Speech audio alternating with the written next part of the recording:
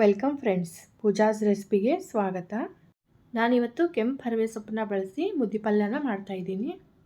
Friends, ಈ ಸೊಪ್ಪುಗಳನ್ನು ತಿನ್ನೋದ್ರಿಂದ ನಮ್ಮ ಆರೋಗ್ಯಕ್ಕೆ ಎಷ್ಟು ಒಳ್ಳೆಯದು ಅಂತ ನಿಮಗೆ ಗೊತ್ತೇ ಇರುತ್ತೆ.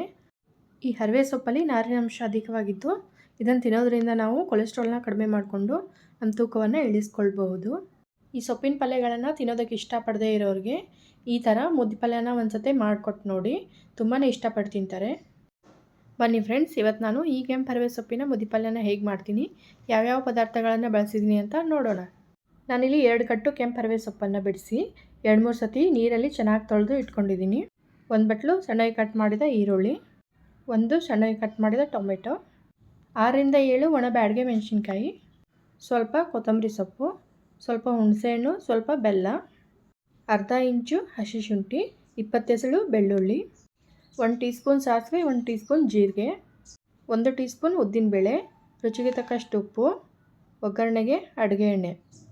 ಮೊದಲಿಗೆ ನಾನಿಲ್ಲಿ ಒಲೆ ಮೇಲೆ ಒಂದು ಬಾಣಲೆನ ಬಿಸಿಗಿಟ್ಕೊಂಡು ಬಾಣಲೆ ಬಿಸಿಯಾದ ನಂತರ ಇದಕ್ಕೆ ಅಡುಗೆ ಎಣ್ಣೆನ ಹಾಕ್ತಾಯಿದ್ದೀನಿ. ಅಡುಗೆ ಎಣ್ಣೆ ಬಿಸಿಯಾದ ನಂತರ ಸಾಸಿವೆ ಮತ್ತು ಜೀರಿಗೆನ ಹಾಕಿದ್ದೀನಿ.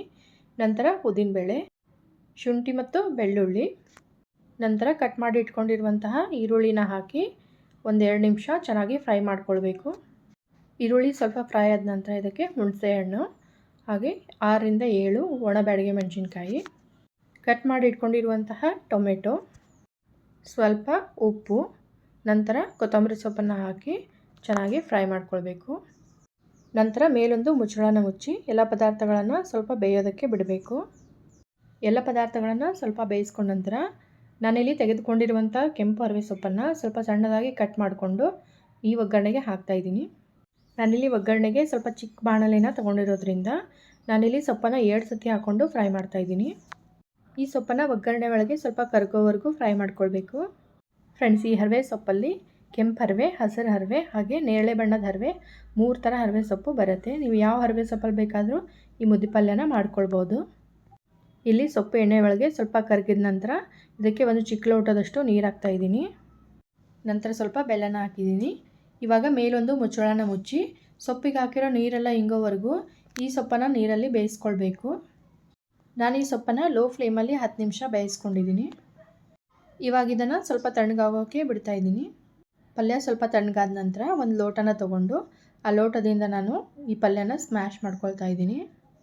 ನಿಮ್ಮ ಮನೇಲಿ ಏನಾದರೂ ರುಬ್ಬೋ ಕಲ್ಲಿದ್ದರೆ ನೀವು ಅದರಲ್ಲಿ ಹಾಕಿ ಇದನ್ನು ಸ್ವಲ್ಪ ರುಬ್ಕೊಳ್ಬೋದು. ನಾನು ಈ ಪಲ್ಯನ 2-3 ನಿಮಿಷ ಸ್ಮ್ಯಾಶ್ ಮಾಡಿದ್ದೀನಿ. ನೋಡಿ ಫ್ರೆಂಡ್ಸ್, ಇವಾಗ ಕೆಂಪು ಹರವೆ ಸೊಪ್ಪಿನ ಮುದ್ದೆ ಪಲ್ಯ ರೆಡಿ ಆಯಿತು. ನಾನು ಇದನ್ನು ಒಂದು ಬಟ್ಲಿಗೆ ಹಾಕಿ ಇಟ್ಕೊತಾ ಇದ್ದೀನಿ. ನೋಡಿ ಫ್ರೆಂಡ್ಸ್, ಕೆಂಪು ಹರವೆ ಸೊಪ್ಪಿನ ಮುದ್ದೆ ಪಲ್ಯ ಎಷ್ಟು ಚೆನ್ನಾಗಾಗಿದೆ ಅಂತ. ನೀವು ಇದನ್ನು ರೊಟ್ಟಿ, ಅನ್ನ, ಮುದ್ದೆ ಯಾವುದ್ರ ಜೊತೆ ಬೇಕಾದರೂ ತಿನ್ಬೋದು. ನಾನಿಲ್ಲಿ ಮೇಲೆ ಸ್ವಲ್ಪ ಅಡುಗೆ ಎಣ್ಣೆನ ಹಾಕ್ತಾಯಿದ್ದೀನಿ. ನೀವು ಮೇಲೆ ಸ್ವಲ್ಪ ಸಣ್ಣಗೆ ಹಸಿ ಈರುಳ್ಳಿನ ಕಟ್ ಮಾಡಿ ಕೂಡ ಹಾಕ್ಕೊಂಡು ತಿನ್ಬೋದು. ತುಂಬಾ ರುಚಿಯಾಗಿರುತ್ತೆ. ನೀವು ಈ ಮುದ್ದೆ ಪಲ್ಯನ ಮನೇಲಿ ಒಂದು ಸತಿ ಮಾಡ್ತೀನಿ ನೋಡಿ, ಹೇಗೆ ಬಂದಿತ್ತು ಅಂತ ನನಗೆ ಕಮೆಂಟ್ ಬಾಕ್ಸಲ್ಲಿ ತಿಳಿಸಿ. ಇವತ್ತು ನಾನು ಮಾಡಿರುವ ಕೆಂಪು ಹರವೆ ಸೊಪ್ಪಿನ ರುಚಿಯಾದ ಮುದ್ದೆ ಪಲ್ಯ ರೆಸಿಪಿ ನಿಮಗೆ ಇಷ್ಟ ಆಗಿದ್ದರೆ ನನ್ನ ವಿಡಿಯೋಗೊಂದು ಲೈಕ್ ಕೊಡಿ, ಶೇರ್ ಮಾಡಿ. ಯಾರೆಲ್ಲ ನನ್ನ ಚಾನಲ್ನ ಸಬ್ಸ್ಕ್ರೈಬ್ ಮಾಡದೆ ವಿಡಿಯೋನ ನೋಡ್ತಿದ್ದೀರಾ, ಪ್ಲೀಸ್ ನನ್ನ ಚಾನಲ್ನ ಸಬ್ಸ್ಕ್ರೈಬ್ ಮಾಡಿಕೊಂಡು ವಿಡಿಯೋನ ನೋಡಿ. Thank you.